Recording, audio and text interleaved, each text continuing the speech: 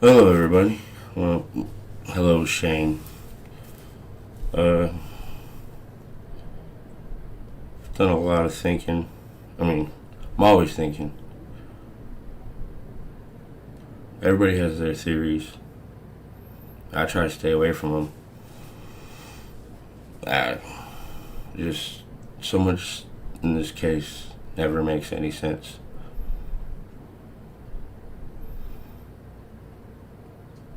Like, so much information missing. And some of the key information we do have or could have, we don't have access to. Like, if they were so sure on their conviction of Avery and Dassey, why do they continue to hide things?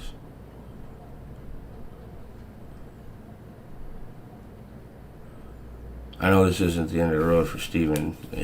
In the appeal response, they did give him avenues to explore. But I always knew that the procedurally barred thing was going to come into effect. Everybody has their theories. People think she's still alive, and I can see that. There's no definitive proof that what they found was Teresa Halbach, and unfortunately, we may never find out that truth because they gave the bones back. And it's just the timing of when they did that.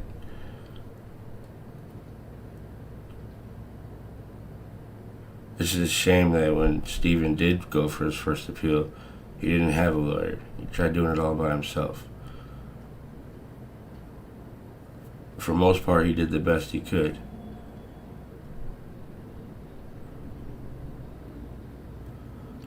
It's just after this Sawinski allegation came out, made me really take a step back and reevaluate everything.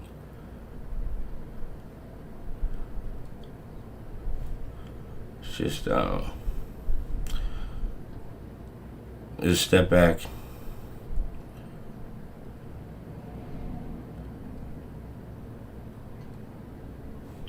Y'all got any questions? Feel free to put them in the chat. Let me open my phone so I can see them.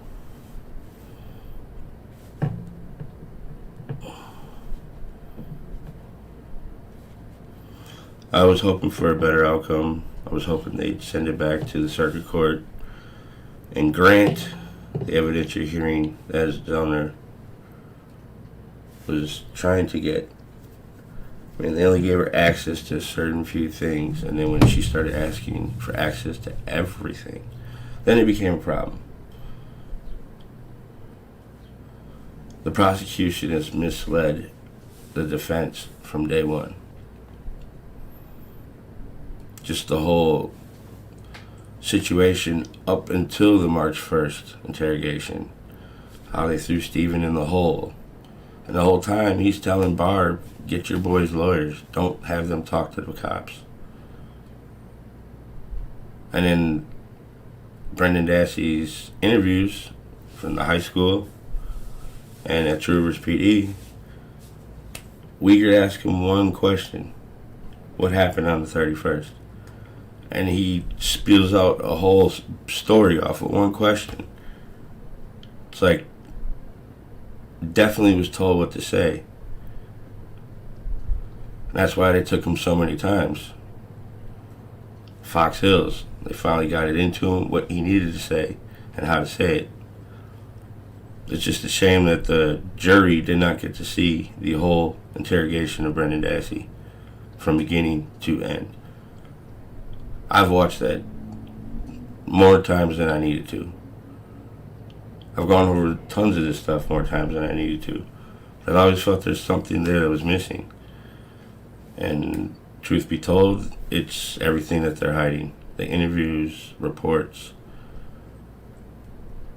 For instance, the leader of Richmond, he calls and states that a girl looking like Teresa Halbach knocked on his door looking for an address.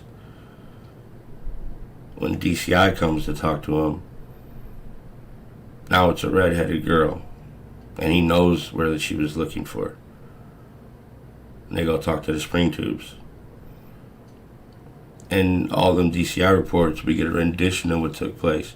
We don't get an actual word-for-word conversation that took between the investigators and whoever they were talking to. We know there's got to be audio interviews because cops aren't dumb. When you talk to somebody first time, best way to document it is to record what's happening.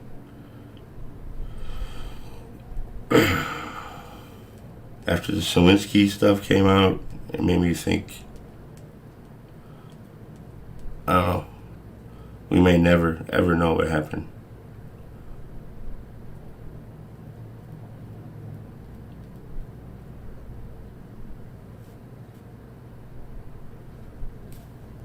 She needs to get access to everything and be able to test everything. But it's the whole state against Steven. He doesn't stand a chance. Doesn't matter how much money you have.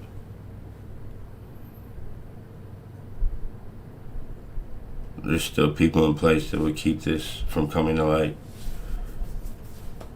Yes, the truth always comes out, but the question is when. Will it be too late? I hope not. I always pray that Steven would get out before his mother had passed. And I'm thankful for Mark uploading that video of him talking to Steven.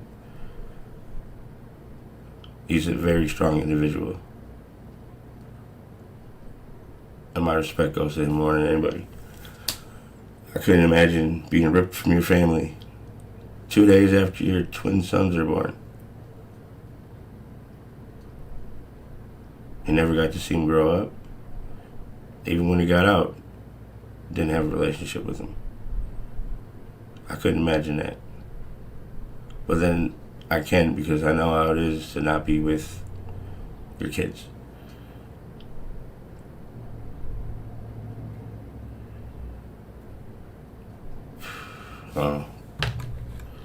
I may do this again, but the more I think about it, just the more anger I get. It's horrible what they did to him. They stole his life. No amount of money can ever compensate what they did to this man and his family. My heart goes off to the Averys, the Dasseys, all of them, and all the people watching, supporting him. He's got a lot of support from all around the world. Never stop fighting.